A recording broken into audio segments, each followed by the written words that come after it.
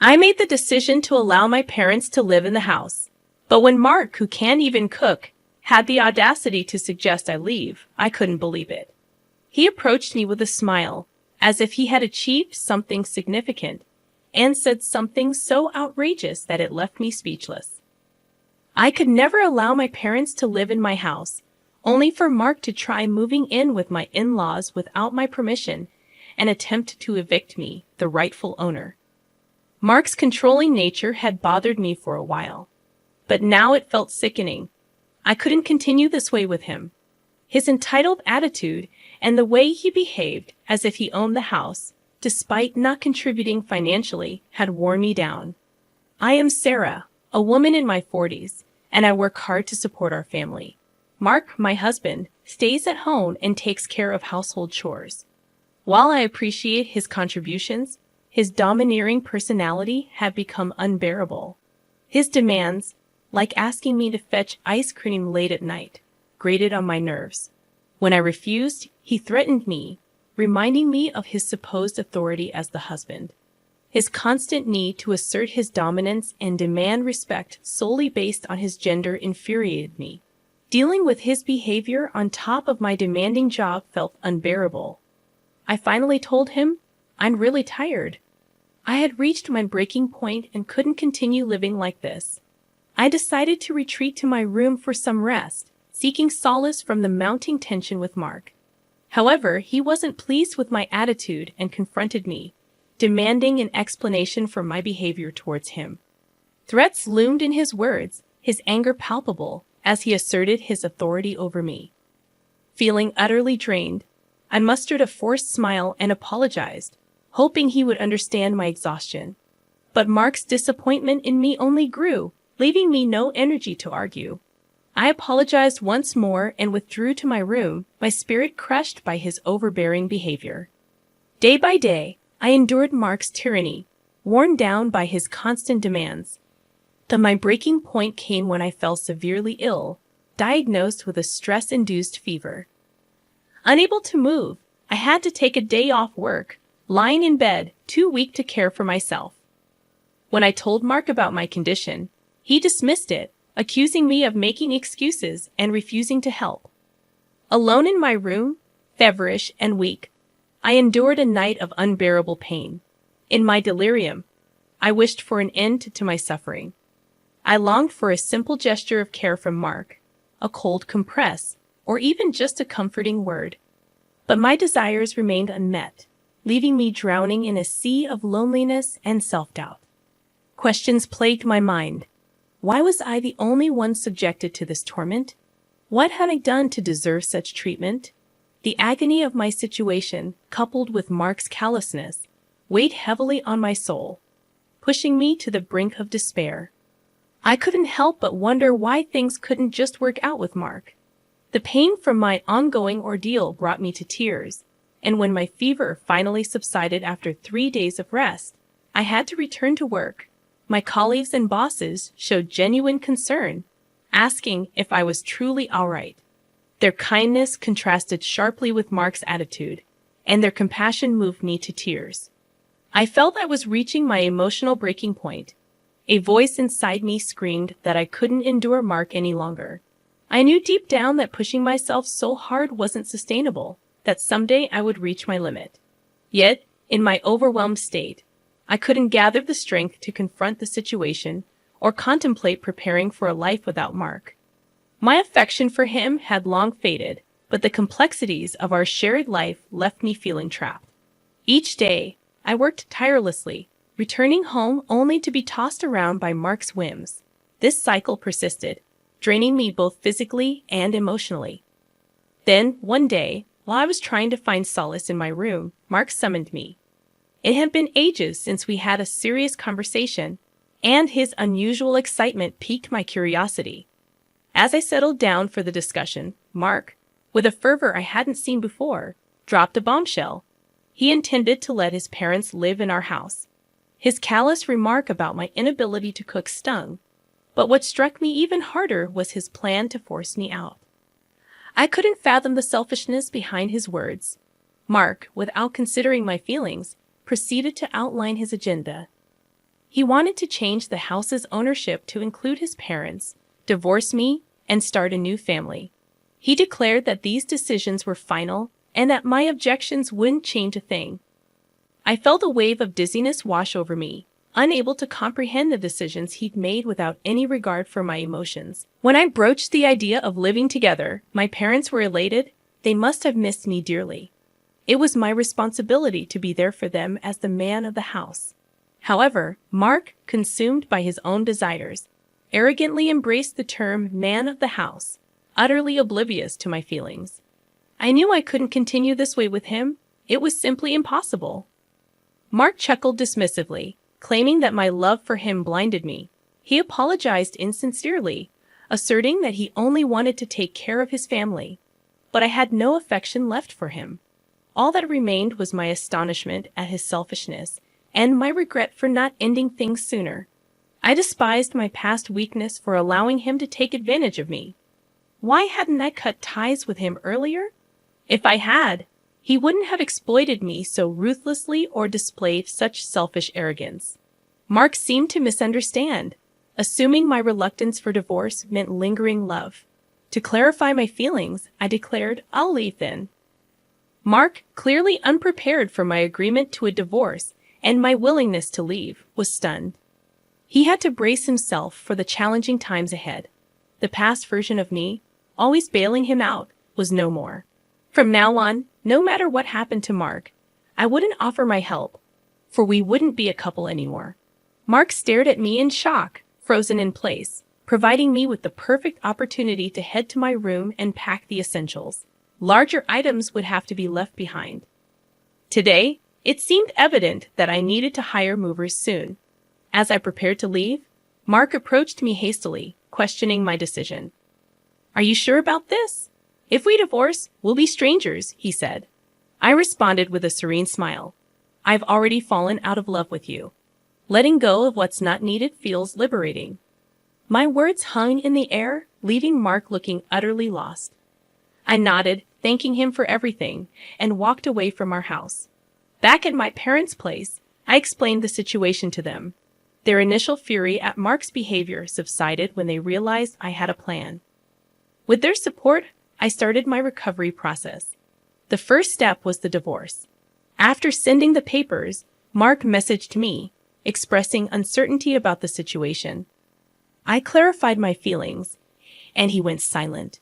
A few days later, I received the completed divorce papers from him, promptly filled out my parts, and submitted them to the county office. Now, Mark and I were complete strangers. I no longer had the responsibility of supporting the household as his wife. During the divorce, we divided our assets. Mark claimed the house, a burden to me from the start, so I gladly gave it up. Instead, I opted for alimony since Mark wasn't working. His parents covered it, but he seemed to be actively job hunting, probably planning to repay them once he found stable employment. However, reality had a way of challenging even the best laid plans. A month passed since the divorce was finalized, and I moved into a new home, enjoying a peaceful life. Then, I received a call from Mark. Annoyance bubbled within me, but ignoring him might create more problems. So, for the sake of my own future, I decided it was time to address the situation. "Hello, what do you want after all this time?" I answered the phone, my patience worn thin from dealing with Mark. His desperate plea for help barely registered as I urged him to get to the point. "Please, help me," he implored. His tone, though desperate, only elicited a cynical laugh from me. I anticipated Mark being in a tough situation, but the severity of his predicament surprised me. "Well, what happened?" "Oh, you have to tell me or I won't know, lol." Though I had a hunch about Mark's troubles, I wanted him to confess the details himself. Reluctantly, he began to explain, stumbling over his words. He had taken over the house I used to live in, managing fine for a month. However, he recently struggled to pay the rent since he was still unemployed. Thinking my former parents-in-law, who lived on a pension, could cover the expense, he asked them for help. But the bill turned out to be much higher than they expected. Around $800. My retired in-laws, living frugally, couldn't afford such an amount. Furious and blaming Mark, they confronted him. Lost and unsure, Mark reached out to me, tears in his voice, asking for assistance. Despite the frustration bubbling within me, I couldn't help but feel a twinge of satisfaction seeing him face the consequences of his actions. He blamed me, venting his frustration about my lack of warning regarding the rent. I acknowledged my mistake, but reminded him that his ignorance about the monthly cost was entirely his own doing. He had treated me like an outsider and pushed me away, and now he was reaping the consequences. Sighing at his audacity, I listened as he continued, his plea for help persisting, seemingly oblivious to my feelings. "I need your help. We can't go on like this." Mark's voice carried a sense of urgency, highlighting their desperate situation. It was evident they felt cornered. I surmised that the rent due date had likely passed, and they might already be behind, considering the infamously short temper of the house owner. I remembered the stern warnings about never being late with rent payments while I lived there. Missing a payment could result in dire consequences, as Mark, having met the landlord, was well aware of. His plea for assistance was desperate, asking me to cover the rent for just 1 month. "I don't have anyone else to turn to. You still care about me, right?" Mark's words were laced with selfishness, expecting me to help just because we were once married. I wanted to tell him that my feelings for him had long faded, but I held my tongue. Instead, I coldly replied, "I'm sorry, but do I have any obligation to help you? You were the one who left me. Isn't it too convenient for you to seek my help now?"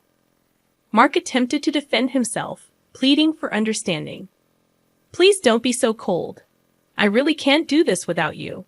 Whether you still love me or not doesn't matter now. We used to be married. Can't you help me out just this once?" "No," I stated firmly, my patience wearing thin. "It's been a long time since I stopped loving you. You left me, and even before that, my feelings for you had already cooled." My response carried the weight of frustration and despair that had built up inside me over time. When I uttered those words, I could hear Mark's dejected voice on the other end of the phone. It hit me like a tidal wave of disbelief. For so long, I endured everything: his selfishness, his taking me for granted, his mistreatment, and even stood by him when I was unwell, all in an attempt to salvage our marriage. I had invested my efforts into making our life together work. But this was the outcome. The question that haunted me was why I hadn't left sooner. Why I hadn't distanced myself from Mark when my love for him had faded. Regret flooded in, mingling with the anger I felt towards him.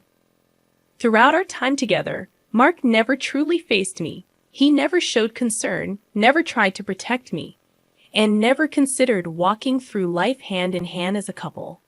Every time he treated me like a mere maid or a money-making machine, he remained oblivious to my despair. Yet despite all this being a result of Mark's actions, he had the audacity to plead for my help as if he were the victim. His attitude felt so self-centered that it was nauseating. "Please help me. I'm begging you. How about we get married again? This time, we'll start over properly. I promise I'll never kick you out again," he said in desperation. I couldn't help but chuckle bitterly at his desperate proposal. "Remarried to you? Are you kidding me? All of this is the result of your own actions. I've tried to work with you in my own way for a long, long time. I kept trying to make you face me. Now you're telling me to start all over again with you, pretending that none of that ever happened. Do you want me to go back to those hellish days? That would never happen.